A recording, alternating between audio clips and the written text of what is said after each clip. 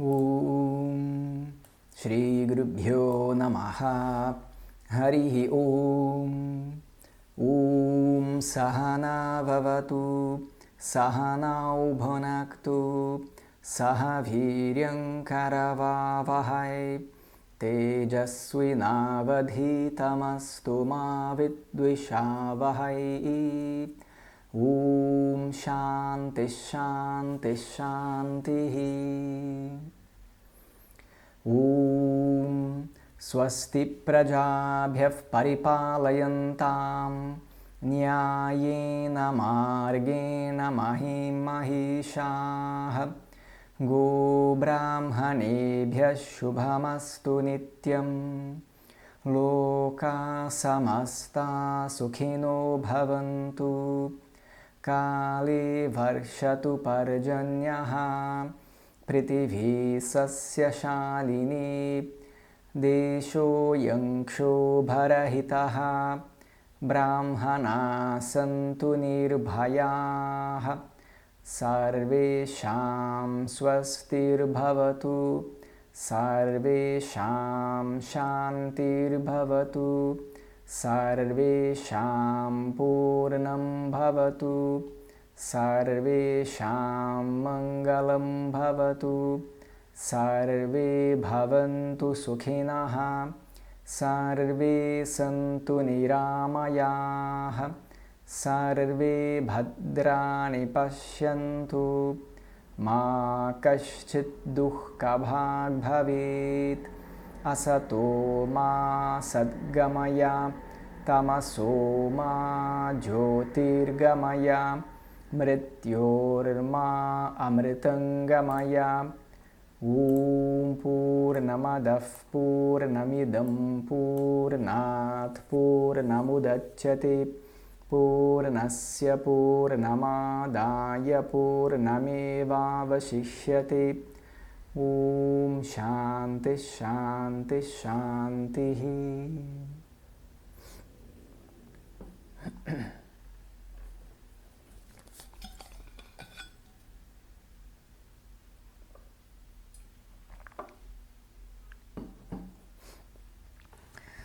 Então, quando a gente fala sobre meditação, muita gente, não acho que seja ninguém aqui, mas muita gente responde, né? Quando a gente fala, não, eu pratico meditação, você pratica meditação? Não, eu pratico meditação. Meditação não é para mim. Por que meditação não é para você? Não, porque eu não consigo, eu tenho uma mente muito agitada. E aí eu não tenho paciência. Eu sento e aí eu não consigo, fico agitado. E aí me irrita, e aí eu saio. E aí não nasci para fazer meditação. O que a gente diz, na verdade, para essa pessoa, a gente pensa pelo menos, na verdade é essa pessoa quem precisa meditar. Né? Porque é uma pessoa que já tem uma tranquilidade, consegue ter uma contemplação, consegue parar um pouco e ficar quieta. Essa pessoa não precisa necessariamente sentar para meditar. Essa pessoa, na verdade, vive o que a gente diz que é uma vida meditativa.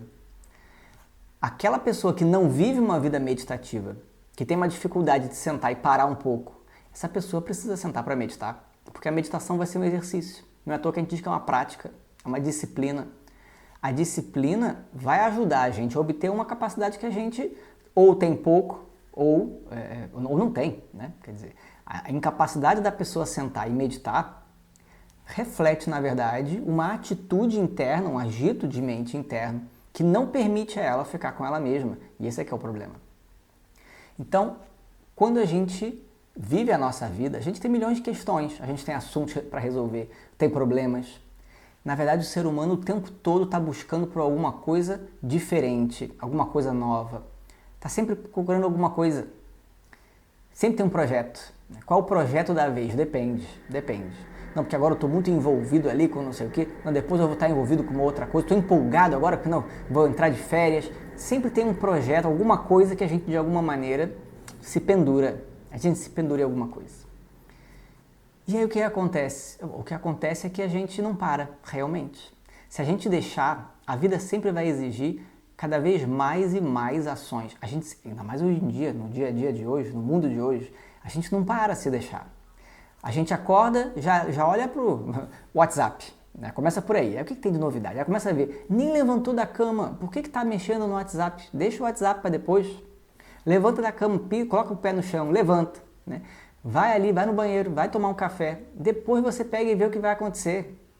Mas a gente não aguenta, já vai direto, aí vai para o WhatsApp, aí vai Instagram, e aí vai começar a ver, sempre tem alguma coisa, e sempre tem alguma coisa para fazer, uma demanda. Não, porque hoje eu vou estar muito enrolado. Hoje eu tenho que fazer não sei o que, eu tenho que estudar não sei o que lá, tenho que ir a não sei aonde para poder pegar não sei o que. Sempre tem algo, sempre tem alguma coisa, sempre tem alguma coisa, sempre tem alguma coisa. E aí as pessoas ansiosas, as pessoas nervosas, as pessoas ficam irritadas, ficam nervosas. E aí, o que elas começam a pensar?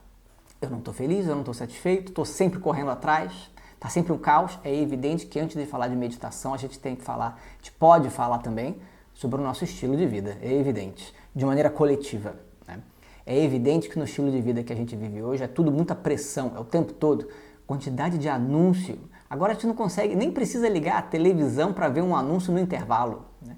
O próprio YouTube, Netflix agora vai entrar com essa também. Pum, joga ali um anúncio. Mas eu já estou pagando, não importa. Anúncio, mais anúncio. Não quer anúncio, você paga mais. Como assim, né? É o tempo todo, você não precisa nem disso. Você está falando com alguém, celularzinho em cima da mesa. O celular escuta o que você está dizendo, ele entende mais ou menos o que você pode estar interessado. Assim que você abre ali, vai ver, pum, vem um anúncio daquilo que você estava procurando. Isso é uma coisa inacreditável, realmente incrível. O algoritmo, né? As pessoas falam algoritmo, como se o algoritmo fosse uma entidade mágica. Não, não é uma entidade mágica, mas bem parece. Está sempre à espreita o algoritmo, né? Porque ele está pegando as suas informações e está devolvendo. Na verdade é uma coisa genial. Agora, por outro lado, como é que a gente pensa, como é que a gente fica em termos de mente? Muito agito, o tempo todo sendo bombardeado com um monte de coisa. E a gente não para. Eventualmente o ser humano pode chegar num momento de pensar, não aguento mais, eu vou começar a fazer uma limpeza. Isso já é uma atitude muito boa, né? Tem gente que só usa o WhatsApp numa faixa de horários, né? A partir de certa hora, acabou, nem toco mais, desligo.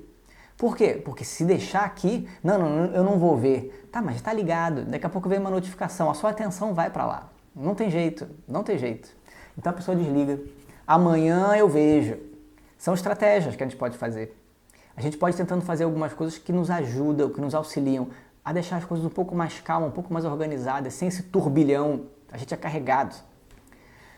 Só que às vezes a gente pode pensar que, na verdade, o problema é a sociedade, né? O problema é esse estilo de vida, né? Realmente o estilo de vida não ajuda. A sociedade moderna tem vantagens e desvantagens, né? O WhatsApp é ótimo, grande vantagem.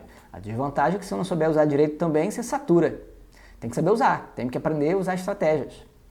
Vantagens e desvantagens. Mas qual é o problema? O problema então é a sociedade, é esse ambiente caótico. E aí o que a pessoa faz? Ela sai, vamos embora da cidade.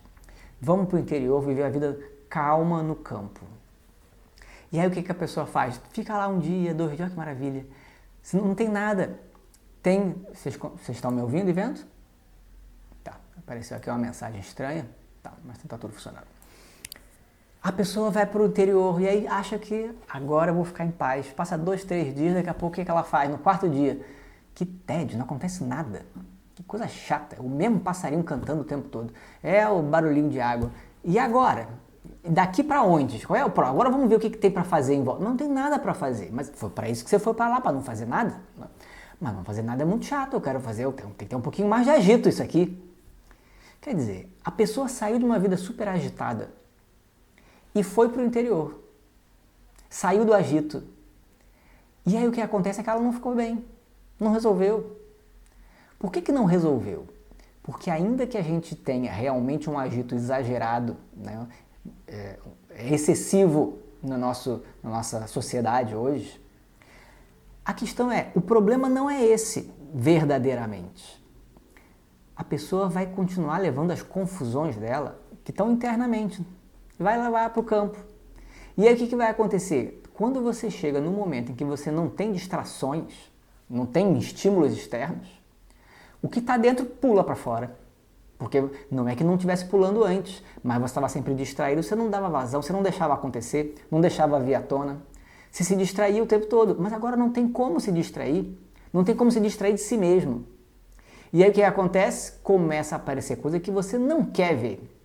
Você não estava interessado em ver. Aliás, é por isso que você se distraía também. Não era só uma distração forçada externa, era conveniente também cair nessas distrações, porque internamente, inconscientemente, a gente acaba buscando a distração mesmo, para evitar lidar com aquilo que é muito incômodo. E eu não quero ver. No campo vai aparecer. E agora? Aí agora que não tem como se distrair, você vai tentar arranjar alguma coisa para se distrair. E não tem. Aí você vai dizer que tédio, não acontece nada. Mas para que você quer que aconteça algo? Pode acontecer e é bom que aconteça, problema nenhum. Mas o ponto é, qual é a necessidade? A necessidade é me distrair de mim mesmo. Porque eu não estou preparado para lidar. Eu não estou satisfeito. Eu continuo insatisfeito. E o problema não é a vida agitada do mundo. Sair fora não é solução para nada. Não, realmente não é. Né? Então, qual é o ponto? O que a gente está querendo realmente? Se eu tenho um problema que é meu, que é interno, uma questão que eu carrego, não importa onde eu esteja, não importa o ambiente, ele vai estar comigo. Né? Onde quer que eu vá, eu vou estar lá. Não tem o que fazer. Né? Então não adianta fugir, não tem fuga. Eu tenho que poder olhar para mim mesmo e questionar o que afinal de contas eu estou querendo. O que eu estou buscando? Eu estou querendo ficar em paz. Por isso que eu saí da sociedade e fui buscar paz fora, ali no campo. É verdade que fica muito mais calmo e às vezes tem pessoas que vão se sentir muito melhor e vão ficar no campo. Não tem nada de errado. Tem uma questão de temperamento, tem uma questão de gosto. Isso tudo bem. Agora, a gente ir para o interior achando que o problema está na cidade, está no burburinho. Na verdade, o problema não é esse. O problema é que a gente não se aguenta. E aí a cidade é demais, o campo é demais. O que realmente eu estou buscando? Eu estou buscando uma paz que eu acho que eu não vou ter na cidade, na confusão, nos vários desejos, nos vários pensamentos, nos vários afazeres. Só que no campo eu também não estou em paz, porque eu não tenho, em tese, nada disso e continuo inquieto, continuo incomodado, continuo querendo me distrair desse incômodo que não passa. Então qual é a questão? O que realmente o ser humano deseja por detrás de todos os desejos? O ser humano, na verdade, quer estar em paz. É isso que ele quer. O ser humano não quer o objeto de desejo, seja lá qual for, seja na sociedade vários objetos de desejo que bombardeiam a gente, ou no campo, que também é um objeto de desejo. Sair da cidade e ir para o campo também não resolve. Nenhum objeto de desejo é capaz de me trazer a paz que eu busco. Como é que eu posso alcançar essa paz? Na verdade, a pessoa que consegue questionar sobre esse problema fundamental humano, a gente chama, essa pessoa que consegue questionar, refletir, perguntar para si mesmo o que eu quero, essa pessoa a gente diz que é um mumukshu. É uma pessoa que alcançou uma certa maturidade.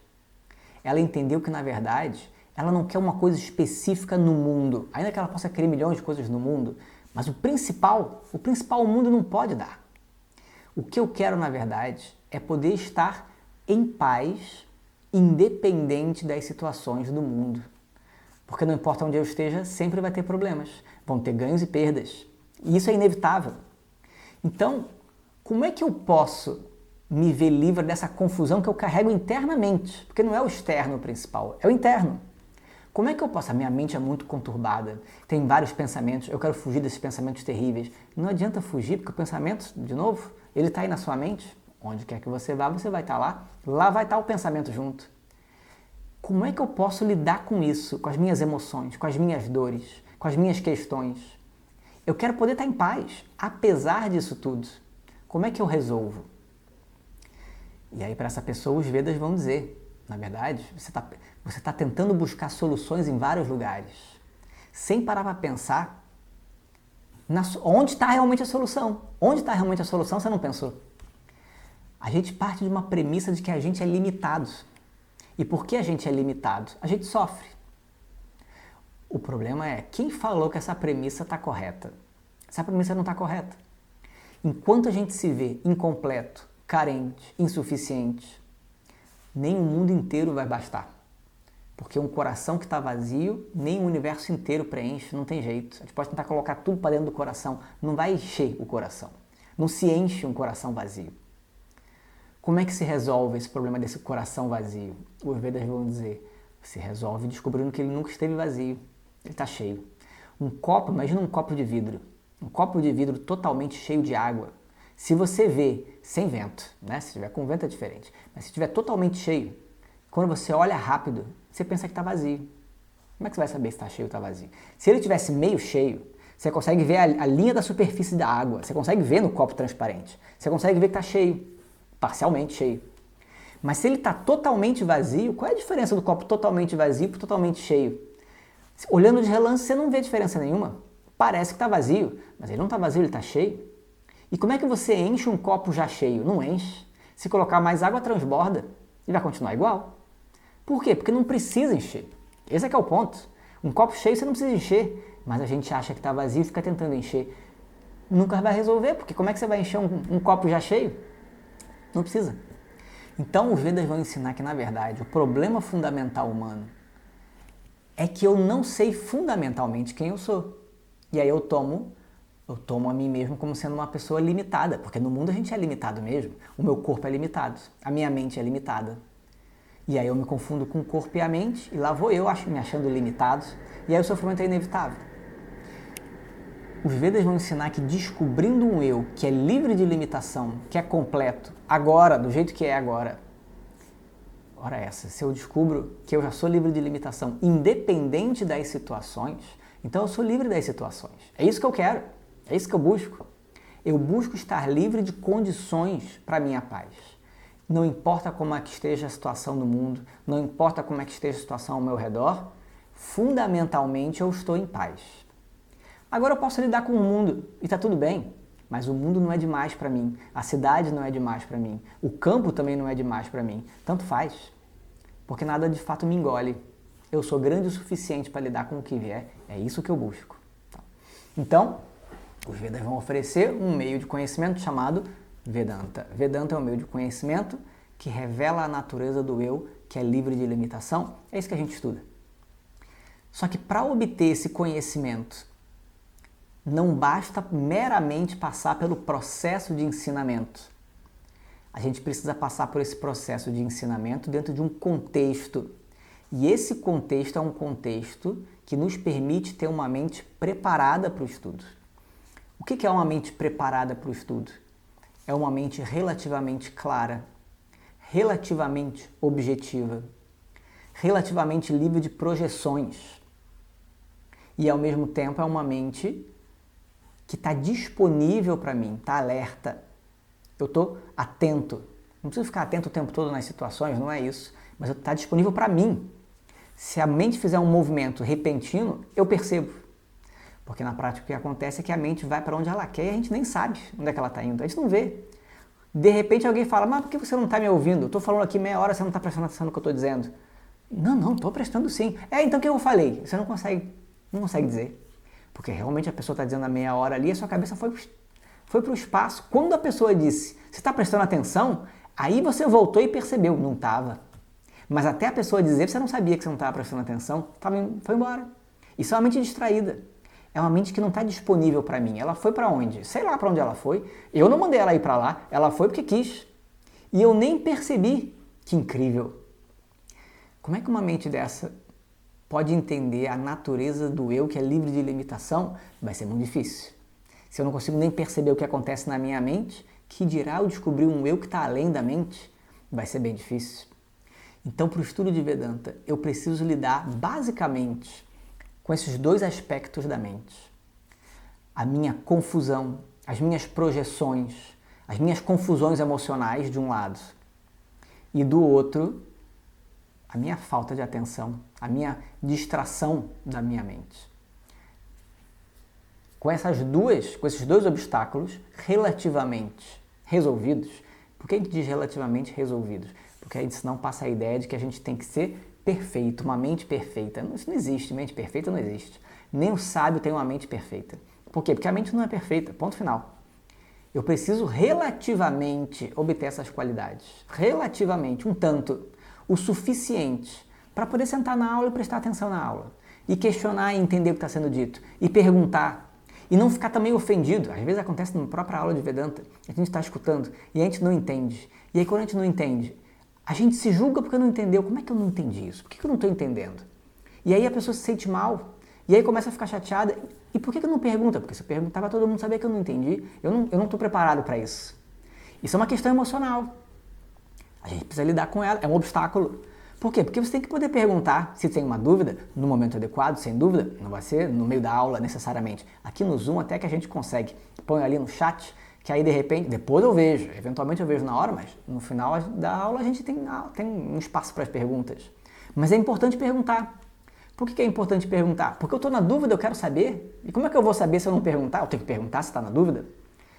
Se emocionalmente tiver um bloqueio, não me permitir perguntar, isso é um obstáculo para o estudo. Então, quantos obstáculos a gente não tem? Tem vários, a gente não sabe, mas estão lá, tem vários. Para isso, para lidar com esses obstáculos secundários, a gente precisa viver uma vida de disciplina, uma vida de yoga, a gente diz. Uma vida em que eu aprendo a lidar com a minha mente. E esses obstáculos são apaziguados. Aí sim, eu vou ter uma mente... Só de ter uma mente mais clara, isso já é benefício suficiente na vida. Já faz toda a diferença na vida. Mas isso abre as portas para o autoconhecimento, que é o que eu fundamentalmente, realmente quero. Né? Então, por isso que a gente diz que é um estilo de vida de Yoga e Vedanta.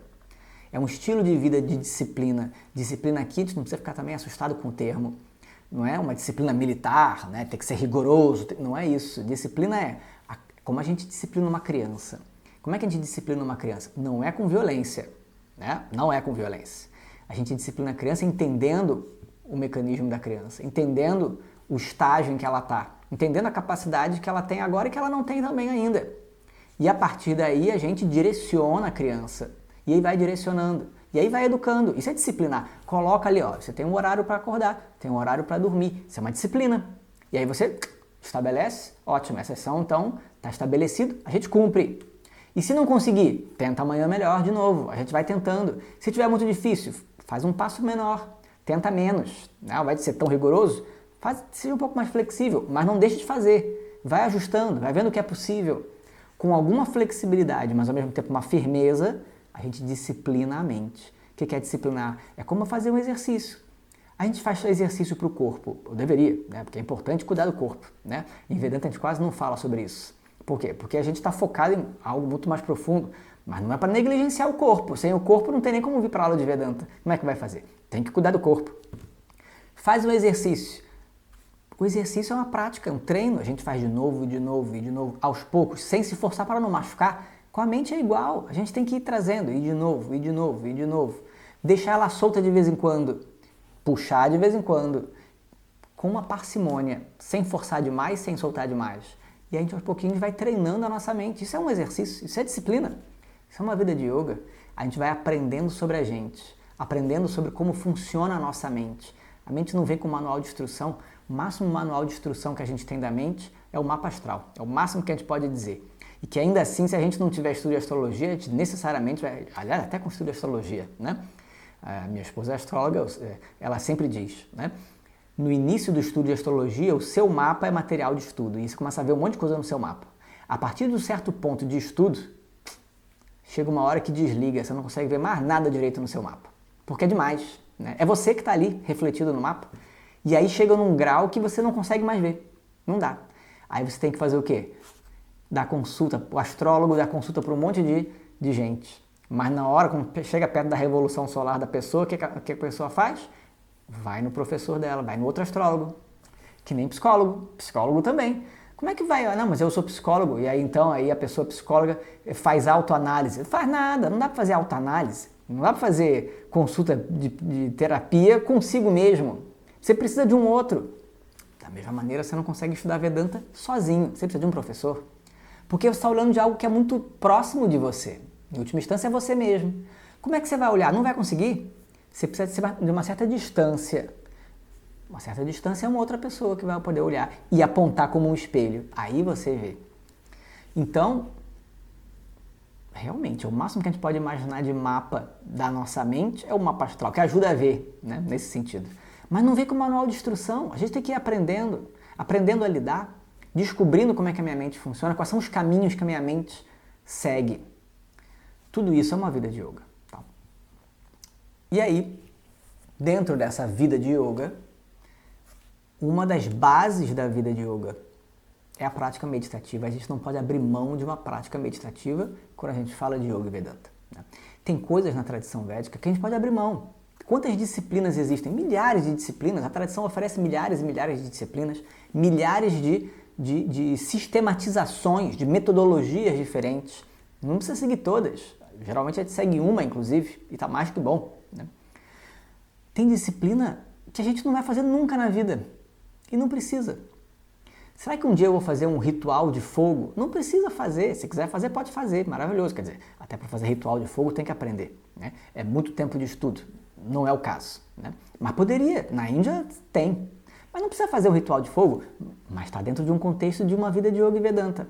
Tem um benefício dentro de uma busca espiritual ali, de uma busca pelo autoconhecimento. Agora, esse mesmo benefício pode vir de outras disciplinas. Então, que disciplinas eu vou fazer? Depende. Eu vou fazer algumas, vou fazer outras. De repente, eu posso mudar algumas, deixar de fazer uma, passar a fazer outra. Depende. A orientação do professor é importante por isso. Mas tem um conjunto de disciplinas que a gente não pode abrir mão. A gente não pode abrir mão. A meditação é uma delas. Tá? Então, quando a gente olha para uma vida de yoga, a gente pode ver vários modelos que descrevem uma vida de yoga, como eu acabei de dizer, mas um modelo simples é esse que eu vou apresentar aqui, que se pauta nos obstáculos a serem lidados. Tá? Basicamente, a gente pode olhar 4 obstáculos numa vida de Yoga e Vedanta. Tá? O básico, o principal é o que está em cima, a vidya, é a ignorância em relação ao eu. Esse é o maior obstáculo. Se eu não tenho conhecimento em relação à minha própria natureza, é evidente que o sofrimento é inevitável, porque eu me vejo como um sofredor. Se eu me vejo como um sofredor, não tem solução, porque eu sou o sofredor. É essa visão que tem que sair, dando lugar a uma visão de que, na verdade, eu já sou a plenitude que eu busco, eu sou completo, livre de limitação. A vidya, portanto, é a raiz do problema, a ignorância em relação à minha própria natureza, a vidya. Só que a vidya, a ignorância, ela vai se manifestar em outros 3 obstáculos que são considerados secundários. Mala, Vikshepa e Ahankara. Mala é uma mente... Mala é um mala, né? Uma pessoa com muito mala é um mala. Por que é mala? No Brasil, eu tenho que falar isso também. No Brasil, a gente diz que uma pessoa é um mala, uma pessoa é chata, né? A pessoa, ai que coisa, a pessoa antipática, a pessoa chata, é uma mala, né? Por que é um mala? Porque ninguém aguenta, é um peso, né? Uma mala sem alça. Como é que você leva, né? Tem esse complemento, da mala sem alça. Como é que você leva uma mala sem alça? Pôr nas costas, na cabeça. É horrível uma mala sem alça, sem rodinha. Como é que as pessoas faziam para viajar antigamente, né? Hoje em dia as malas são muito mais versáteis. Você tem puxador, tem rodinha que gira para um lado, para o outro, anda de lado. É uma coisa incrível. Antigamente as pessoas viajavam, não precisa nem ir muito longe, né? Quando eu era criança as malas não tinham nem roda. Que falta de ideia, né? Que falta de ideia. Não colocar rodinha na mala. 30, 40 anos atrás, 30 anos, né? Eu também não sou tão... Eu tenho 42, né? Então eu lembro de viajar por volta de 30 anos atrás. Mais cedo também é muito. Não tinha rodinha 30 anos atrás nas malas? Como é que não tinha, né? É muito recente para não ter. Na época, tudo bem, Idade Média você carregava baú. Ok, agora 30 anos atrás, uma coisa incrível. Mala. O que é uma pessoa que tem muito mala? Mala é uma mente muito subjetiva, é uma mente muito confusa, muito reativa. Por quê? Porque ela tem confusões emocionais ali, projeções demais. E aí questões do passado ficam penduradas, não resolvidas. Fica lá registrado. E aí o que acontece quando eu lido com uma outra pessoa? Agora. Vem lá a memória lá de não sei quanto tempo atrás. E aí aquela pessoa me lembra a situação do passado que estava lá engasgada. E aí ao invés de lidar com a pessoa na minha frente, eu estou lidando com a pessoa de 30 anos atrás. Engasgada ali, pum. Sem perceber, é uma reação emocional, pum. E aí eu não tenho uma objetividade, eu não estou olhando para as situações com objetividade. Eu estou olhando para as situações através de uma lente subjetiva, através das minhas projeções. Pum, estou projetando tudo. E aí é uma pessoa que vai estar o tempo todo reclamando, o tempo todo reagindo, o tempo todo demandando dos outros, do universo. Porque na verdade são as demandas lá do passado, da infância, que ficaram ali penduradas e ao invés de a gente crescer em cima, elas estagnaram. E aí fica tudo embolado. Uma pessoa que está com tudo embolado emocionalmente, essa pessoa vai estar muito ocupada na vida. Por quê? Porque ela está correndo atrás de poder se superar, de poder se provar para os outros. No final, é para provar para pai e mãe, para poder, de alguma maneira, superar o irmão. Quer dizer, são histórias das nossas vidas, da infância, quando a gente era pequeno lá. Só que a gente era pequeno, era diferente. Agora a gente já cresceu, a gente é um adulto. Mas se a nossa mente não acompanhar, a nossa maturidade emocional pode ficar lá atrás. E aí a gente só cresce de tamanho, só mudam as coisas, mas a gente continua batendo o pé, reclamando que eu não tenho isso, não tenho aquilo, porque as pessoas não gostam de mim. Porque o universo, a gente transmite agora não é pai e mãe que não gostam, o universo não gosta de mim, o divino não gosta de mim. Isso é uma projeção emocional, porque é evidente que o universo e o divino, é evidente que eles não estão ali boicotando a gente, né? Só que nas nossas fantasias parece que a gente está reproduzindo questões mal resolvidas do passado. Isso é mala, isso é uma confusão. E aí a pessoa não vai parar, porque ela tem que superar muita coisa, ela tem que resolver muita coisa, ela tem que mudar muita coisa. É muito sofrimento e muita compensação para esse sofrimento, compensações que não vão resolver, mas a pessoa passa a vida inteira tentando e aí está ocupada demais. Não consegue aprofundar a mente para olhar de onde veio essa emoção, de onde veio essa angústia que eu estou carregando. Não precisa nem ir profundamente no problema fundamental humano. A gente pode pensar no que era da nossa vida, uma memória antiga. A gente não consegue, a gente foge. Que dirá olhar para o problema fundamental humano. Uma pessoa com muito mala não vai conseguir chegar. Nessa busca maior, mala obstrui. Tudo bem? Então isso é mala, é uma confusão, uma confusão nesse sentido. As emoções todas emboladas ali. Um outro obstáculo é Vikshepa, que vai ser o nosso foco nesse curso. Quer dizer, nesse curso, na verdade, principalmente, né? A gente vai ver. Enfim, Vikshepa é uma mente distraída, é a distração. A nossa mente vai para onde ela quer e a gente nem repara. Então, Vikshepa, de repente a mente foi embora. E depois de novo, e depois de novo. Quantas vezes a gente não tem um projeto? E aí o que acontece? Quer dizer, a gente ou outras pessoas, a gente acompanha. Tem gente que tem mais, tem gente que tem menos. Mas é comum a gente ver, a pessoa começa um projeto, daqui a pouco para, e aí vai para outro, e vai para outro, e vai para outro. E por que ela não termina os projetos dela? Um dos motivos pode ser Vikshepa, pode ter outros. Vikshepa pode ser ela se distrai demais. Então ela não consegue ter um compromisso ali com aquilo que ela quer realmente. Por quê? Porque ela está distraída demais. Uma hora ela quer uma coisa, outra hora já mudou. Parece, mas a mente é volátil. A mente vai mudar mesmo. Eu é que tenho que estar atento para perceber por detrás dessas mudanças. Eu ainda quero aquilo ali, que é mais importante para mim. Eu não abro mão. Mas se eu tiver muito Vikshepa, eu nem lembro mais. Olha só, mas isso aqui é muito interessante. Ó. Pronto, você nem lembra o que você estava buscando antes. Distraiu. Tá falando um assunto, daqui a pouco fugiu. E aí volta. A pessoa conversa, daqui a pouco não vai ver. Foi embora. Nem lembra mais do que estava falando. Aliás, não lembra nem que estava falando algo importante, porque agora fugiu. É uma mente muito distraída. Né? Então, Vikshepa é isso. Uma mente muito distraída também é distraída de si. Eu não consigo perceber o que acontece na minha mente. Aí como é que eu posso saber o que realmente eu quero? O que eu estou sentindo? O que eu não quero? Eu não preciso nem saber o que eu quero ainda. Mas saber o que não quero já é um bom passo. Mas eu não sei porque eu estou distraído. Então a pessoa vive no automático, piloto automático. Vai vivendo, vai agindo, mas não está ali de fato. Porque não está prestando atenção. E aí vai passando a vida, parece que está vivendo sonâmbulo. Né? Por quê? Porque estava lá. Eu sei que eu estava lá. Eu estava vivendo, mas ao mesmo tempo eu não estava lá de fato. Parece que eu estava como que sonhando. Estava lá, mas não estava. Isso é Vikshepa. Eu estava lá, mas não estava, quer dizer, a minha mente estava indo no automático. E eu não estava prestando atenção de fato. Então Vikshepa é um grande obstáculo. Me distrai de mim mesmo. De novo, se eu não consigo nem perceber o que acontece na minha mente, que dirá reconhecer o eu que é livre de limitação, que está além da mente, não vai ser possível. Eu não consigo nem assistir uma aula, porque no meio da aula não, 10 minutos de aula minha mente já foi embora e não volta. Esse é que é o pior, porque se distrair faz parte. Agora, distrair e não voltar, aí é uma perda, né? Porque se distrair no 10º minuto de aula, os outros 50 minutos, 1 hora de aula, já era. Se você não voltar, já era, né? Se distrair e conseguir voltar, já tá bom. Pelo menos você percebeu que voltou. E aqui distraiu, consegue voltar. Perdeu um trechinho, mas assiste o resto. Tá bom. Agora, não voltar mais é muito Vikshepa. Né? Então, Vikshepa é o segundo obstáculo. Quer dizer, segundo secundário. Né? E o terceiro, Ahankara. Ahankara, na verdade, a gente traduz como ego. Né? O ego não é um problema em si. Porque o ego faz parte da vida. Não tem problema. O problema do ego, claro, o problema é se confundir com o ego. Quem falou que eu sou o ego? Eu sou o Atman, o eu que é livre de limitação, assim é dito. Então é claro que é um problema derivado da ignorância. Mas a questão aqui não é essa. Esse problema, esse ego como um problema secundário aqui, não é o problema lá de cima, da confusão de que eu acho que eu sou esse ego. Isso aí é o problema principal. Por que o ego aqui aparece como um problema secundário?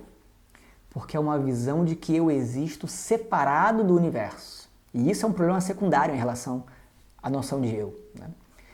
Por isso que é a noção do ego ali como eu separado do universo. Então parece que o universo existia e aí eu fui jogado para dentro desse universo e aí existe o universo mais eu.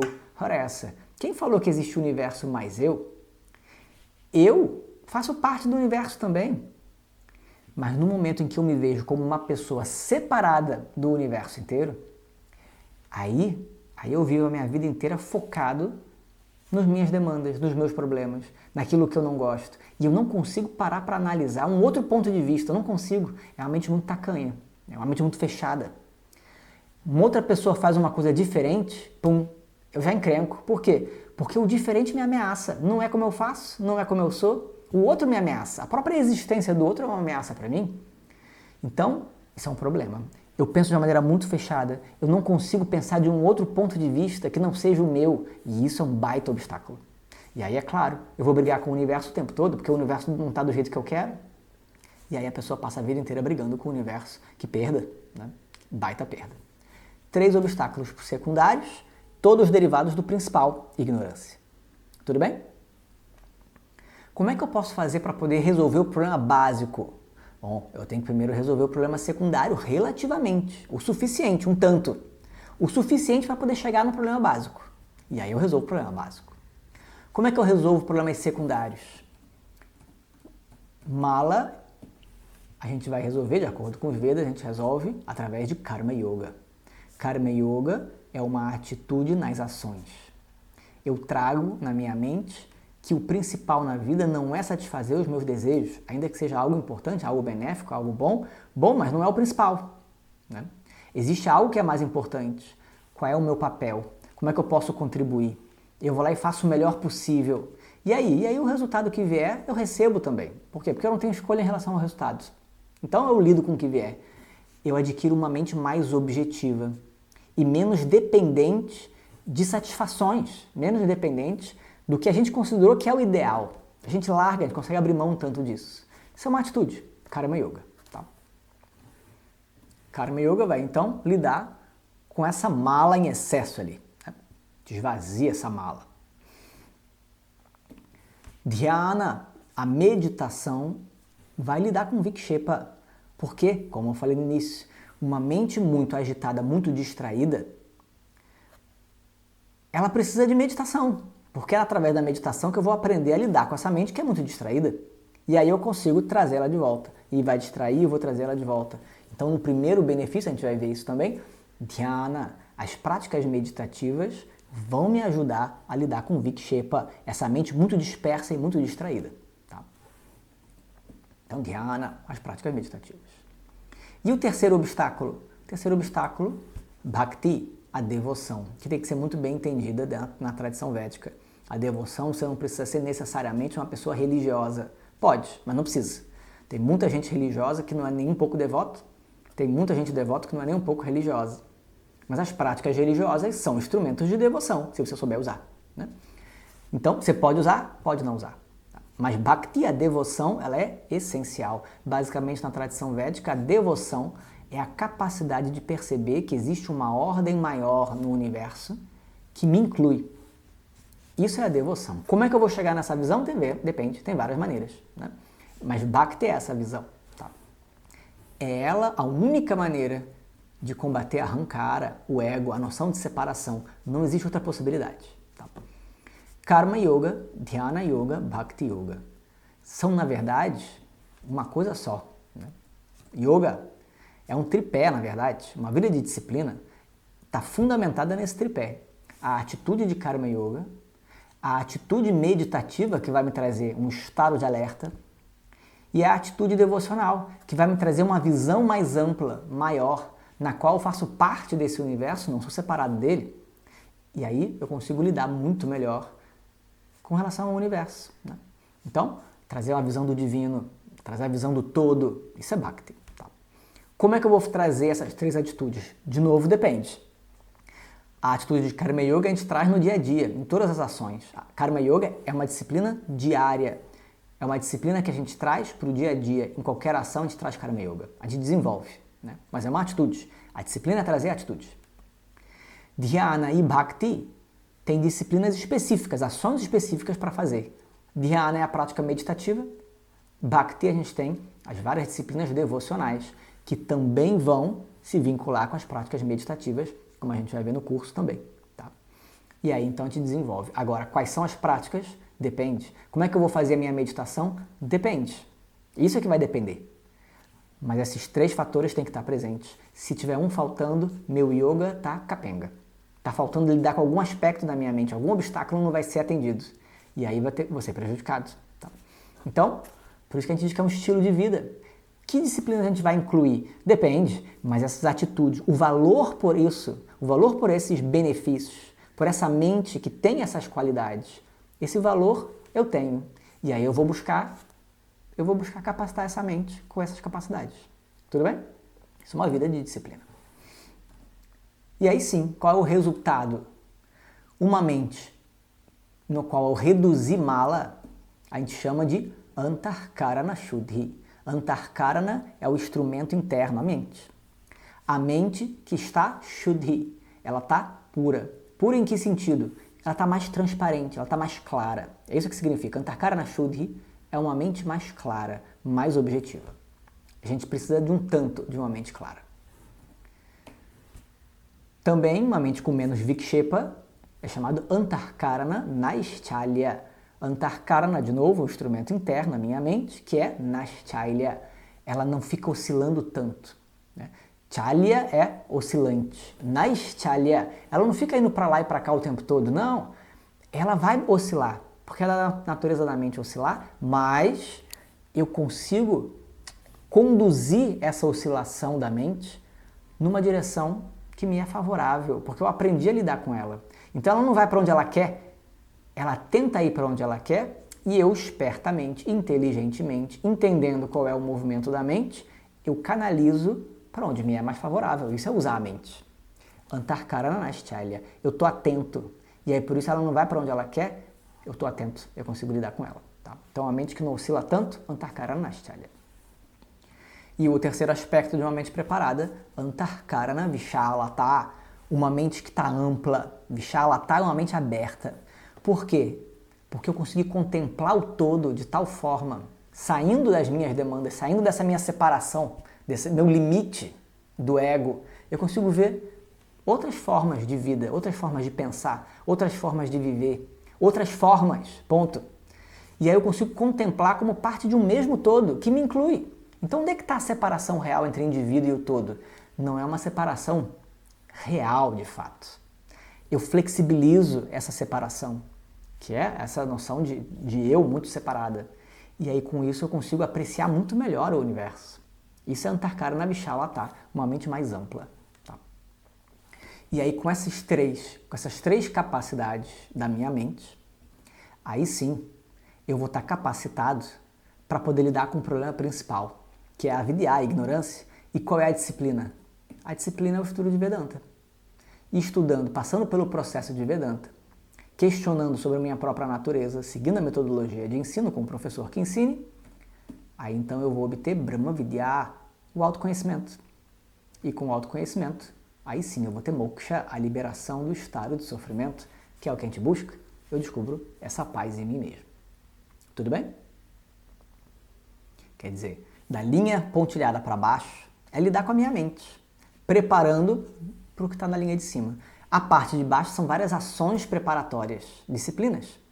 A parte de cima é a disciplina do estudo, que vai me trazer o autoconhecimento.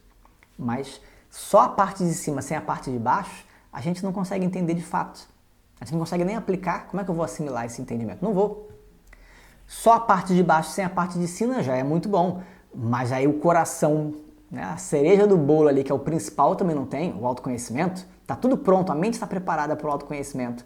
Mas aí não tem o estudo, O autoconhecimento não vai ver. Por isso que é um estilo de vida de Yoga e Vedanta em conjunto. Tudo bem? Só aí a gente vê então que a prática meditativa ela tem que estar presente, não tem jeito. E ela vai estar presente tanto para lidar com o aspecto de vikshepa da mente, como para poder manifestar também o aspecto de bhakti, a devoção, para lidar com o meu ahankara, né? Para a obtenção de antarkarana naschalya, a gente faz a prática meditativa.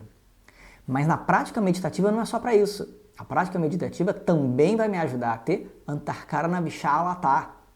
Por quê? Porque eu vou trazer a visão do todo na minha prática meditativa. A gente vai ver isso no curso também.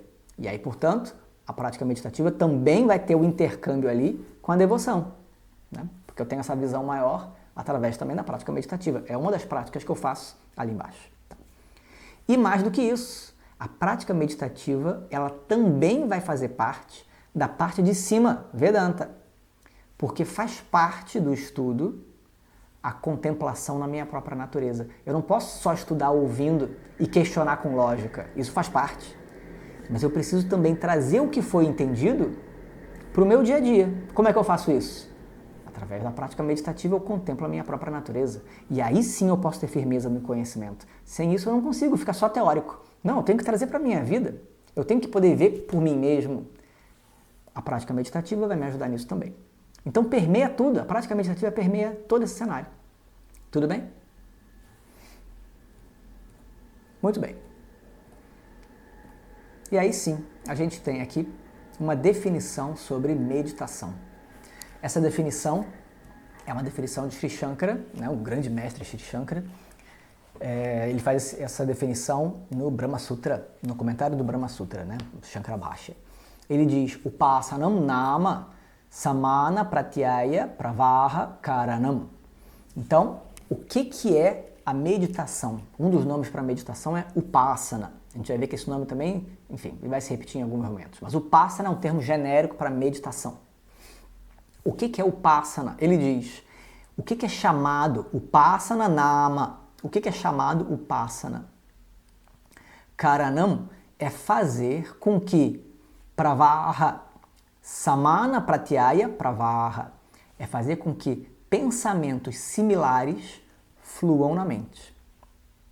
O que significa isso? O que significa dizer que meditar não é não pensar. E isso é uma primeira questão importante. A gente acha que sentar para meditar é zerar a mente. Ninguém quer zerar a mente. Para quê? Se você quiser zerar a mente, vai dormir, que é muito mais fácil e melhor, né? Quando a gente vai dormir no sono profundo, a mente apaga. Tem uma hora que a mente apaga. Quando está sonhando, a mente está ativa. Mas no sono profundo, ela desliga. E é uma benção, a gente dorme que é uma beleza. No dia seguinte, a gente acorda, ai, que maravilhoso. Foi tão bom que a gente quer dormir de novo, né? Não vejo a hora quando a pessoa também está muito cansada, ela quer dormir logo. Por quê? Porque é bom, porque é confortável. A minha mente desliga, não tem problema nenhum, né? Ora essa. Mas aí, no dia a dia, você faz o quê? Passar o dia inteiro dormindo? Dormir não resolve. Dormir é bom, é importante, mas não resolve nada. Então, por que na meditação o objetivo é desligar a mente? O objetivo não pode ser desligar a mente. Isso não é meditar. Não na visão que a gente traz na tradição védica, em especial em Vedanta. Meditação é um termo que abrange muitas coisas no mundo.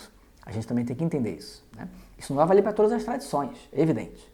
Mas na nossa tradição, para que você vai desligar a mente? Não é útil.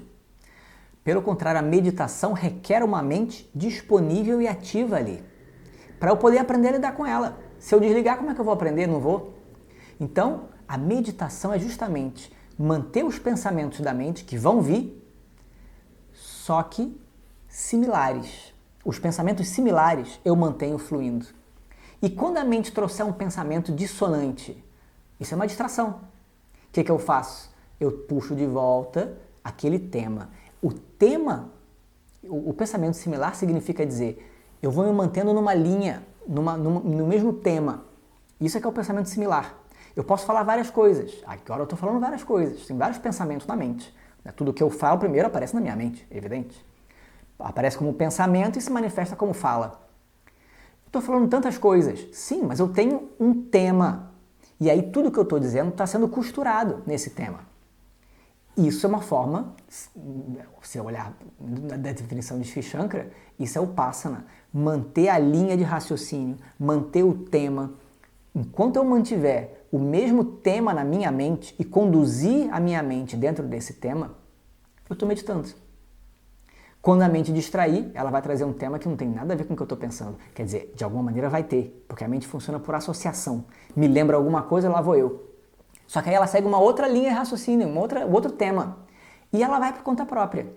Aí você quebrou a sua meditação. Você estava meditando num assunto, agora está pensando em outra coisa. Puxa de volta. E puxa de volta. E aí é um exercício. Isso é que é o exercício da meditação no início. Quando a mente distrai, você puxa de volta e mantém o seu fluxo de pensamento. Você está meditando naquele tema. Por isso que a gente está meditando em quê? Ora, se a mente estivesse desligada, eu não ia meditar em nada. Por que está desligada? A meditação é pensar. Dentro de um processo meditativo, eu trago aquele assunto e lá vou eu. Não é refletir. Isso também é uma coisa muito importante que a gente vai falar depois do curso também. Reflexão é uma coisa. Aí tudo bem, a gente vai dizer de uma maneira não muito rigorosa, a gente vai dizer, eu estou meditando no assunto, estou pensando sobre isso. É uma maneira de dizer. Né? Mas não é exatamente, rigorosamente, não é meditação. Porque eu estou só refletindo sobre. Meditar é trazer o assunto e contemplar aquele assunto. Eu contemplo, eu contemplo, eu contemplo. Upasana, mantendo os pensamentos semelhantes, fluindo na minha mente. E lá vou eu nesse trilho. Isso é a meditação, ok? Então, num primeiro momento, vai ser muito difícil fazer isso, porque a mente vai toda hora fugir. Então, no primeiro momento, a meditação é fazer o quê? Trazer a mente de volta. Para que eu tenha a mente disponível para mim. Esse estado de alerta, é isso. A mente está disponível, eu estou atento. A mente distraiu, eu percebi que ela distraiu. Tudo bem ela distraiu, não tem problema nenhum. Mas eu percebi, não é meu interesse, eu puxo de volta. Distraí, eu puxo de volta. E aí eu adquiro essa capacidade. Isso é combater Vikshepa. É o primeiro passo, na verdade, numa prática meditativa. Tá?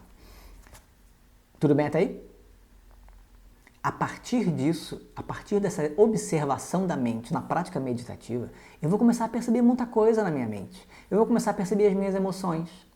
Vou começar a perceber os meus pensamentos. Por que eu estou pensando nisso agora? Eu não queria estar pensando nisso. Por que eu estou pensando? Por que eu estou sentindo isso? Olha só, tô com uma raiva, não sei de onde veio essa raiva. De onde veio essa raiva? Eu começo a prestar atenção nos movimentos da minha mente. E aí a minha meditação começa a realmente se tornar um instrumento de autoconhecimento, nesse momento, não profundo como Vedanta, mas um autoconhecimento relativo. Enquanto indivíduo, enquanto a minha mente, como é que ela funciona, eu começo a aprender a lidar com ela. Ok? Então, essas upasanas, né, que são as meditações de maneira geral, dentro da tradição de Advaita Vedanta, que é a nossa tradição, ela se divide em dois tipos. Dhyana, aí é um termo dhyana, tecnicamente a gente pode usar dhyana como meditação também, tá? Mas dhyana, dentro dessa definição agora, dhyana são as disciplinas meditativas que atuam como yoga. O que significa atuar como yoga? Preparam a minha mente. Então, são as disciplinas que vão me trazer mais foco, vão ser disciplinas que vão me trazer um estado de atenção das minhas emoções, dos meus valores, dos meus pensamentos. Um estado de atenção para contemplar o todo. Tudo isso é preparatório. Dhyana. E além disso, a gente vai ter outras disciplinas que a gente vai trazer, que são chamadas Nididhyasana. Nididhyasana é a contemplação da natureza do eu, que é o objetivo. Faz parte do processo de ensinamento de Vedanta. Porque eu vou trazer aquilo que foi escutado em aula, aquele processo, aquele raciocínio, aquela visão que eu obtive na aula, porque eu entendi quando foi falado. Aquela parte ali eu entendi o professor dizendo, que incrível, mas depois da aula o que é que acontece? Isso é muito frequente. Na hora da aula eu entendi, mas agora como é que era mesmo? Não está claro. Não está claro por quê? Porque eu entendi na hora, mas fugiu. Então o que a gente faz? Quando a gente entende, ora, essa na prática meditativa, então senta, lembra como é que foi a aula, o que o professor disse. Ele foi dizendo isso, isso, isso. Vai seguindo aquela linha que o professor seguiu na aula, vai reproduzindo na sua mente na prática meditativa, até você trazer o entendimento. Entendi de novo. Foi isso. Essa foi a visão. Você está contemplando a visão de ensinamento. Isso é Nididhyasana. Nididhyasana não é mais preparo de mente. É a aplicação do ensinamento de Vedanta. A visão da minha própria natureza que eu trago de novo e de novo na minha mente na prática meditativa. E isso é muito importante para eu poder ter firmeza. Eu trago de novo e de novo e de novo e de novo até eu não precisar mais trazer. Olha que maravilha. E aí é conhecimento. Eu sei, já está claro. Tudo bem? Então a gente vai ter esses dois tipos de meditação na nossa prática de meditação numa vida de Yoga e Vedanta. As disciplinas de preparação, dhyana, e as disciplinas, as meditações que são contemplativas, nididhyasana. Certo? Tudo bem até aí? A pessoa vai se empolgando e vai trazendo muitos termos em sânscrito. Não se preocupem com eles, né? Ou se preocupem se quiserem, né? Mas se estiver muito enrolado, não se preocupem. Mas se não, é bom, claro, senão não traria o termo, né? Mas também não se preocupem tanto. Mais importante do que o nome é o conceito, né? Bom.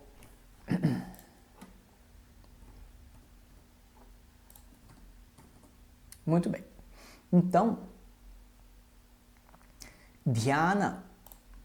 Vou voltar para cá um pouco. Então, em dhyana, nas práticas que são preparatórias, a gente vai desenvolver tudo isso. A gente vai desenvolver essa capacidade de foco. A gente vai desenvolver essa capacidade de prestar atenção, né, o estado de alerta da mente. Mas a gente vai começar a perceber, na verdade, essa que é a grande questão. A prática meditativa, né, a Glória Di sempre diz isso, Swami Dayananda também, a prática meditativa é o encontro com a gente mesmo. Né? A gente marca a hora para encontrar com as pessoas, só que a gente não marca a hora para encontrar com a gente. Por quê? Porque no final das contas, vamos parar a pensar, a maior parte das pessoas não aguenta ficar sozinha, não aguenta. Chega em casa, na rua está o tempo todo falando com alguém, né? Muitas vezes. Está trabalhando, está estudando, está fazendo, tá no agito. Está se distraindo, está conversando. Chega em casa, se tiver gente em casa, vai conversar, vai ligar a televisão, vai não sei o quê. É incrível como a gente é capaz de, às vezes, ligar a televisão, ligar uma música ao mesmo tempo e ainda tá lá, vendo o Instagram, lá no feed. Como é que você tá fazendo tudo ao mesmo tempo? Tô. Não, vou desligar a televisão. Não, tô prestando atenção. Não tá. Não, tô fazendo tudo ao mesmo tempo. Vocês sabem que existem vários estudos na psicologia que dizem que esse negócio de multitasking, né, multitarefas, isso aí é um engodo total. A gente acha, né, que a gente está fazendo multitasking, estamos fazendo mais de uma tarefa ao mesmo tempo. Não está. O que acontece é que a nossa mente ela é capaz de alternar muito rapidamente de uma tarefa para outra. Tão rápido que na nossa percepção a gente está fazendo as duas coisas ao mesmo tempo. Não está. A gente está parando de fazer uma para fazer a outra e voltando para a primeira. E isso é evidente que não pode render tão bem quanto fazer só uma coisa primeiro e só outra coisa depois. Claro que não vai render tão bem. Não é ao mesmo tempo?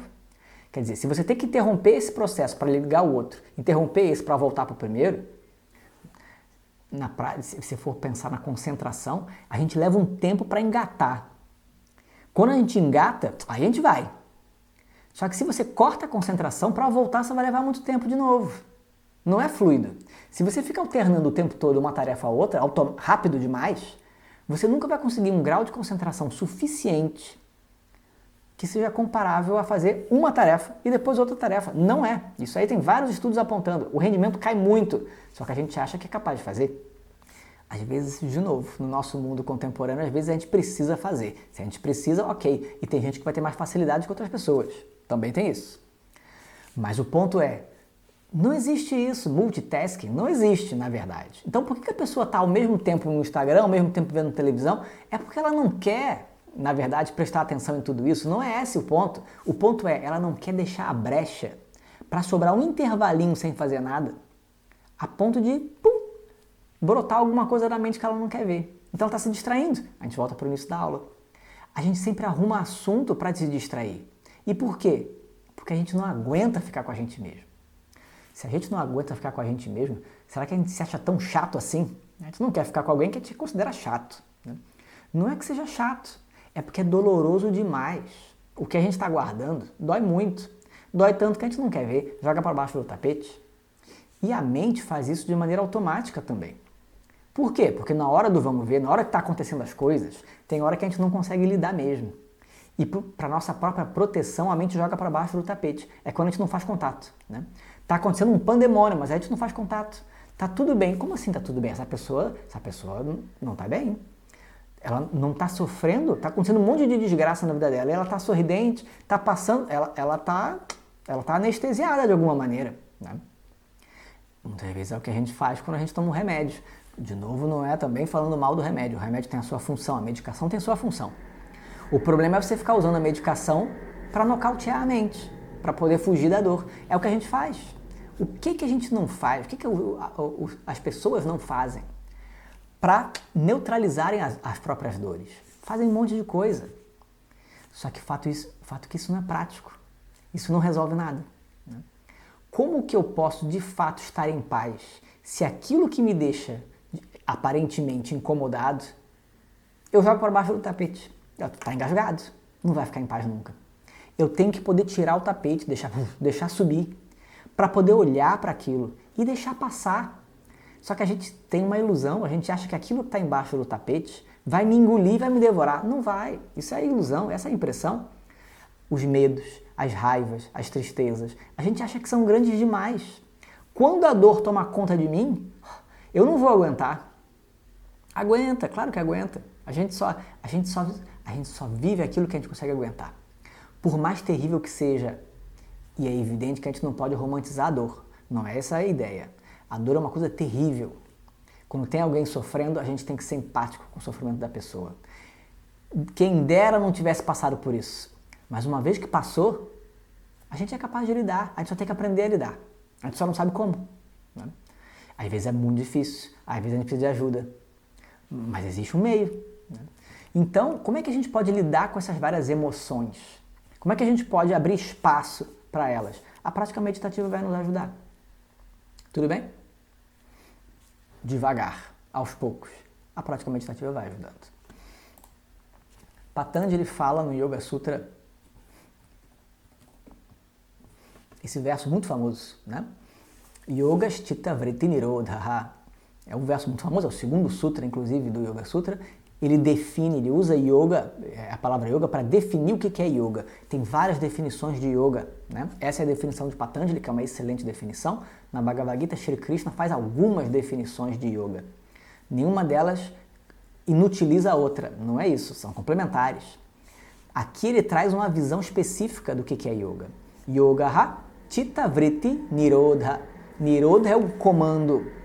Chitta Vritti. Vritti é um movimento, Chitta é a mente. Yoga é o comando sobre os movimentos da mente. Tá? Aqui a tradução está como controle total, é uma maneira de traduzir, mas a gente tem que entender o que é esse controle total. Controle não é você controlar a mente. Controle não ajuda em nada. O controle aqui é no sentido de um comando. Eu levo a minha mente para onde me é mais conveniente. Por quê? Porque eu conheço a minha mente. Como é que eu posso levar a minha mente para onde eu quero porque eu conheço a minha mente? Se eu não conhecer a minha mente, eu preciso conhecer?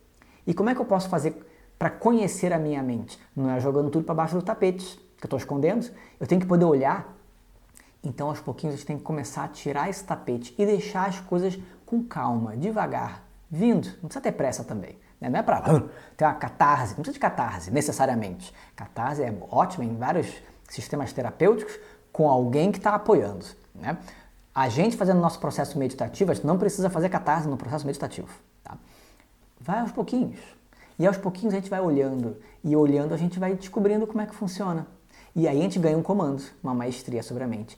Isso é Chitta Vritti Nirodha. E isso é yoga. Tá? E isso é muito interessante porque a gente acha que o yogi não tem raiva. O yogi, né, não se distrai, ele não tem medo. Ora essa, claro que tem. O yogi é um ser humano. E o ser humano vai ter uma mente. E uma mente funcional é uma mente que vai ter medo, que vai ter raiva, que vai ter tudo isso. Isso é uma mente funcional, porque faz parte da mente. Né? As emoções fazem parte da mente. A gente não quer desligar as emoções. A gente deixa de ser humano se a gente desliga as emoções. Não, as emoções têm que vir. Agora, eu estou preparado para lidar com as minhas emoções? Então eu tenho as emoções. Primeiro passo que a gente tem que ter do yogi, o que é o primeiro passo do yogi em relação às emoções? É reconhecer que a gente tem as emoções. O yogi é aquele que tem medo, é aquele que tem raiva, é aquele que tem desejo. Por quê? Porque ele assumindo o que tem, ele aprende a lidar. E agora tudo bem, ele pode se tornar uma pessoa menos raivosa. Tudo bem, menos raivosa ela é um resultado de uma vida de disciplina. Porque você fica menos reativo, você consegue acomodar mais as coisas como elas são, você fica menos raivoso. Mas a raiva permanece lá, quando aparece, em alguns momentos. Por quê? Porque a raiva é um instinto de defesa. Ela vai aparecer para colocar ali um limite, claro. Como é que não vai aparecer? Claro que vai. Mas o que me traz raiva? O que desencadeia a raiva em mim? Eu descubro. E aí eu sei, por que eu vou estar nessa situação que vai me disparar raiva? Eu não. Né? Se eu puder evitar, eu evito. E se eu não puder evitar, eu respiro fundo e entro com calma na situação e vou vendo a raiva vindo. E vou conduzindo a minha raiva. Para não fazer uma besteira, porque eu não quero. O sábio é aquele que consegue não perder a cabeça. Mas não é porque não tem raiva, não tem medo, etc. É porque ele aprendeu a lidar com elas. Então, quando a gente diz, eu não tenho raiva porque eu sou um yogi, a gente está se enganando. E a raiva vai aparecer de qualquer maneira. A raiva vai aparecer, porque ela está lá. Só que ela vai aparecer sem que você veja. A revelia. Porque se eu descobrir que eu tenho a raiva, não, aí eu me julgo porque eu não sou um yogi. Esse é um problema, isso é uma crença equivocada sobre o que é ser yogi. O yogi é aquele que tem a raiva e aprende a lidar com ela. E vai além dela. Então, permitir que as emoções venham e vão, porque elas vêm e vão sempre, faz parte da prática meditativa. Eu aprendo a lidar com a minha mente, aprendo a lidar com as minhas emoções. Tá? E aí deixa de ser um problema sentir. Qual o problema? Só isso já me traz uma relativa paz. Eu não preciso ficar tamponando nada no fundo do coração. Deixa vir e deixa ir. Tá bom. A gente carrega muito menos peso, né? Quando a gente deixa ir aquilo que não precisa ficar. Shri Krishna falando sobre isso também, tem um verso muito bonito. Capítulo 6, o capítulo 6 é específico sobre dhyana, sobre a meditação. Né? Nesse capítulo, ele traz esse verso que diz: Tam vidyat durka samyoga viyogam yoga sangnitam saha nischayena yoktavyaha yogaha anirvinna chetasa. Aqui ele usa a palavra yoga algumas vezes, mas como um jogo de palavras muito interessante. Geralmente yoga vem da raiz yud, que significa juntar, né? Unir. Então yoga é aquilo que junta, é aquilo que une. Une o quê? Depende do contexto. Yoga é uma palavra em sânscrito. Uma cordinha que amarra a vaca no poste é yoga. Não o nosso yoga. Mas é uma amarra, né? Tá juntando, tá unindo o poste e a vaca. A corda é yoga. Ora, essa é uma palavra em sânscrito que significa união, juntar. No nosso contexto de autoconhecimento, yoga une o quê? Depende. A pessoa, então, ela fica íntegra, como ela pensa, é como ela fala é como ela age. Isso é uma forma de yoga, de entender a palavra yoga. Porque a pessoa está íntegra, eu estou juntando, eu estou me juntando em mim mesmo. Não pode eu estar fragmentado, cada aspecto aponta para um lado, não, eu estou ali inteiro. Então eu estou me juntando em mim mesmo. É uma forma de dizer yoga. Ou yoga a gente pode falar até como autoconhecimento. É a união entre o indivíduo e o todo, em termos de conhecimento. Né? É o conhecimento que eu e o todo somos o mesmo. Yoga. Yoga como o autoconhecimento. Depende do contexto. Tá? Aqui, Shri Krishna usa a palavra yoga para poder dizer, né, o que é yoga. Ele fala uma definição de yoga, mas ele define yoga de uma maneira peculiar. Ele diz, tam vidyat, que seja sabido, que durka samyoga viyogam yoga sangnitam, que seja sabido que a dissociação, né, viyoga é a dissociação, de durka samyoga, da associação com a dor. Então yoga é a união, samyoga é uma grande união. Sam significa, sam é esse muito, né? Samyoga é uma associação. E aí ele usa outro termo que é viyoga. Esse prefixo vi é a negação. Então não é a união, é a dissociação. Curioso, ele define yoga como sendo não união, mas a dissociação. É um jogo de palavras interessante. É a dissociação do quê? É a dissociação, viyoga, da associação com a dor, durka samyoga. Como assim? A dissociação com a associação da dor. Não era mais fácil ele dizer que yoga é a dissociação com a dor? Não, não é mais fácil. Estaria errado. Yoga não é isso. Você dissociar a si mesmo da dor, simplesmente, significa nocautear a sua mente, que é justamente o que a gente não quer fazer. É justamente o oposto de yoga. Quando você se distrai da dor, você está querendo fazer uma dissociação da dor, você está querendo fugir dela. E fugir não é solução para nada. O que é a associação com a dor? Durga Samyoga. Durga Samyoga, a associação com a dor, é a associação que essa dor tem com a mente. A mente necessariamente vai ter dor, não tem jeito. A mente vai ter alegrias e tristezas, não tem jeito. Vai ter emoções agradáveis e desagradáveis.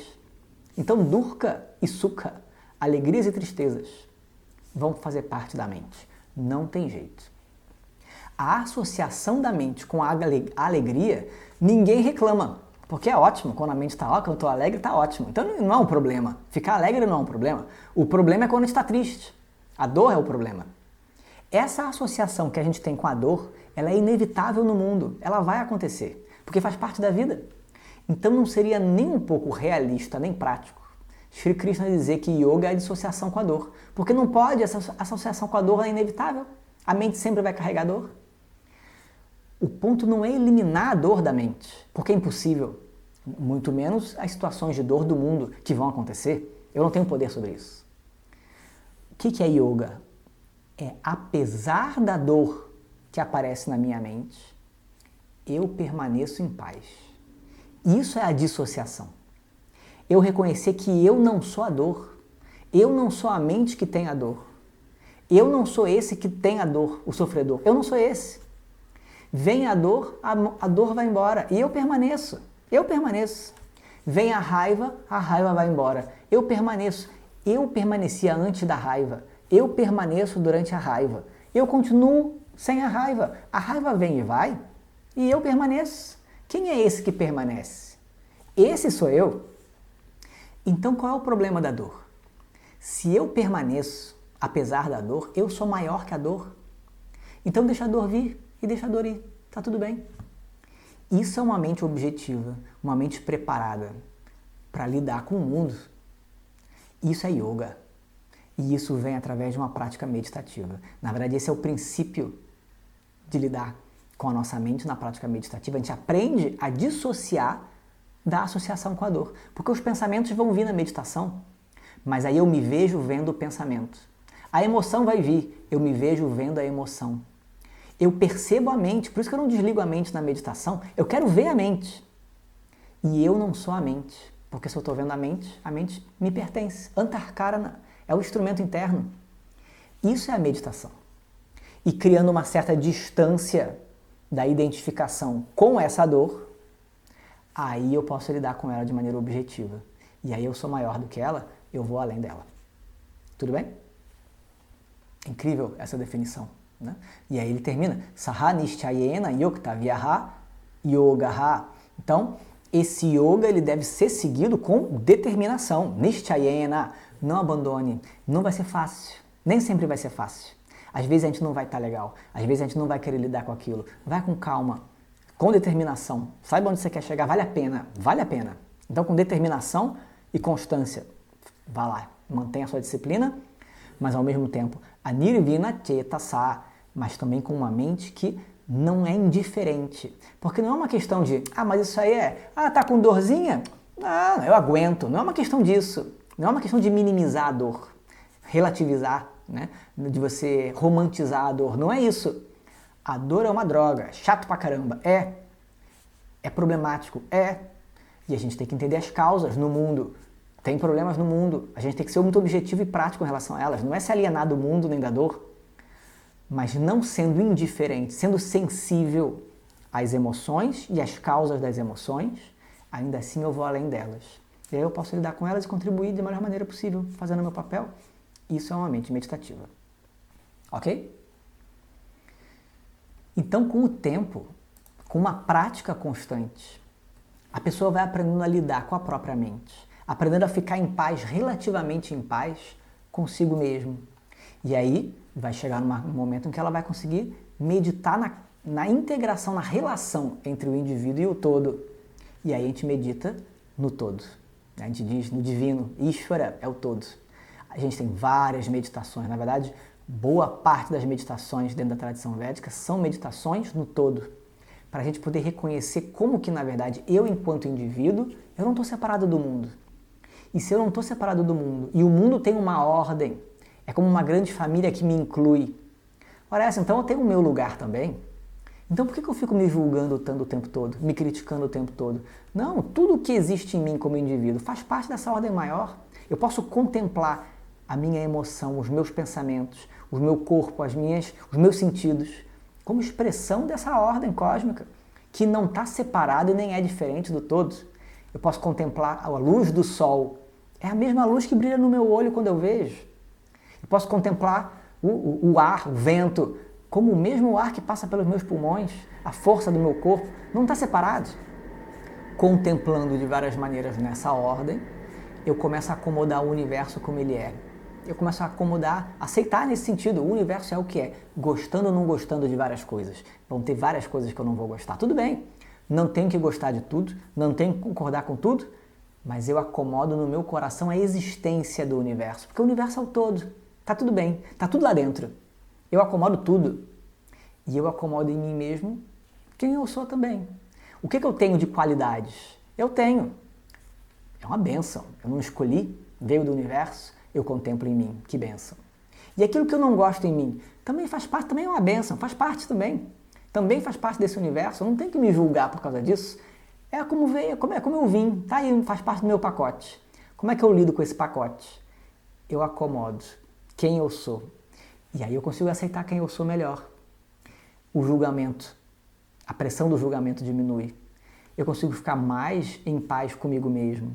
E isso vai abrir espaço para eu poder questionar. Como é que eu posso ser livre de limitação? Se eu carrego tantas coisas terríveis, se eu sou tantas coisas terríveis. Não, mas eu não sou tantas coisas terríveis. Contemplando o todo e aceitando quem eu sou fundamentalmente ali, nesse universo, tudo bem. À luz dessa visão maior, eu sou aceitável. Então eu consigo escutar a Vedanta de uma outra maneira agora. Você é completo? Faz sentido. Enquanto eu tenho um entendimento de mim mesmo como sendo pequeno, limitado, carregando um monte de culpa, separado desse universo, me criticando o tempo todo, as palavras de Vedanta não vão fazer sentido. Você já é completo. Impossível, você não sabe o que eu fiz na minha vida. Eu sou terrível, eu sou uma pessoa terrível. Vedanta não vai fazer sentido para essa pessoa. Mas quando eu vejo a luz do todo, que eu sou uma pessoa aceitável como eu sou, exatamente como eu sou não preciso mudar nada. Se quiser eu posso, se for mais conveniente, mas eu sou exatamente como eu deveria ser. Porque se eu pudesse ser de uma outra maneira, eu teria sido. Que incrível essa visão. Então eu sou aceitável. Então escutar agora a Vedanta tem outro lugar. Você é completo. Tá bom, eu posso ser. Eu posso ser. Eu quero descobrir como. Mas é possível. Eu consigo escutar e isso vai bater diferente em mim. Então, tudo isso prepara a mente para o autoconhecimento. E aí sim, estudando sobre Vedanta, como que eu sou completo? Você é completo porque você é pura consciência. Você é a existência, a natureza da existência, que é livre de formas. A própria plenitude que você busca no mundo. Essa é a sua natureza. E aí eu trago de novo e de novo na minha mente. Através dos vários métodos de Vedanta, as várias imagens que Vedanta traz, as prakriyas é chamada, a gente vai ver isso tudo. A gente contempla de novo e de novo aquilo que foi escutado e entendido, agora eu trago de novo na minha vida. E aí realmente, isso é uma vida meditativa. Quando a minha prática meditativa, em qualquer um dos momentos, seja a parte, o exercício de foco, seja a disciplina de contemplação do todo, seja o autoconhecimento, a contemplação no eu, não importa. Quando eu vou praticando e vou trazendo de novo e faz parte da minha rotina, aquela visão e aquela atitude que eu desenvolvi na prática, aos poucos começam a transbordar. E aí saio do momento da prática e passam a estar presentes no dia inteiro. Quando você vai trabalhar, você está com uma mente meditativa, porque ela está alerta. Você percebe os movimentos da mente. Você consegue contemplar o todo no dia a dia.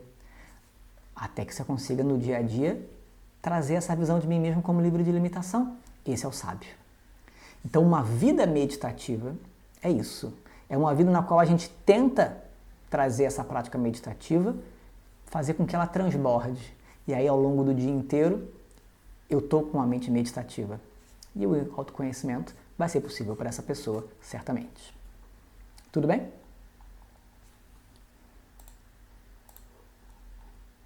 Muito bem. Então, o nosso curso, essa aula foi uma aula introdutória, evidentemente, né? Para a gente poder ter uma base ali do que é uma vida meditativa, qual é o objetivo, a importância da prática meditativa. Agora, como que faz? Quais são os tipos de meditação? Quais são os fundamentos da prática meditativa dentro de uma perspectiva de Vedanta? Isso aí a gente tem 3 meses de curso para a gente poder ver, esse é o objetivo. Tá? Ao longo desse curso a gente vai ver a prática, né? Então quais são as diretrizes para a prática meditativa. Também a gente vai ver as etapas da prática meditativa, a gente vai fazendo aos pouquinhos, tem várias etapas. Tem determinadas etapas que a gente faz toda a prática meditativa, a gente aprende a fazer toda a prática meditativa, a gente tem esse início que é igual. E a partir daí a gente vai escolher um caminho meditativo. E aí tem várias técnicas diferentes, tem vários focos diferentes, né? E aí a gente vai ver basicamente os tópicos e os tipos de meditação principais. E no final da aula a gente vai pegar um exemplo. Porque é claro que a gente não vai ver todas as meditações possíveis, até porque não existe um número fixo, né? Meditação é uma coisa, inclusive, que a gente pode ter o roteiro pronto que alguém fez, ou a gente mesmo seguir o roteiro que vai se manifestando na nossa mente. Aí a gente vai conduzindo. A gente aprende a fazer isso, né? No primeiro momento a gente precisa ser conduzido, com certeza. Mas depois de algum tempo a gente próprio se conduz. E aí como é que você vai dizer quantas meditações existem? A meditação é um contínuo, a vida inteira é uma meditação. Então, a gente vai ver os tipos. E a gente vai fazer para cada um desses tipos, a gente vai fazendo então a prática no final também, para a gente poder praticar. Tá bom? Muito bem. É isso então. Terminamos a nossa aula por hoje. E aí, quem tiver interesse em continuar, será muito bem-vindo. Tá? Vamos cantar o mantra final, só para poder encerrar a aula, encerrar a gravação. E aí, quem tiver dúvidas, a gente pode tirar depois. Tá? Om Purnamadav Purnamidam Purnat Purnamudachyate Purnasya Purnamadaya Purnameva Vashishyate Om Shanti Shanti Shanti Harihi Om Shri Gurubhyo Namaha Harihi Om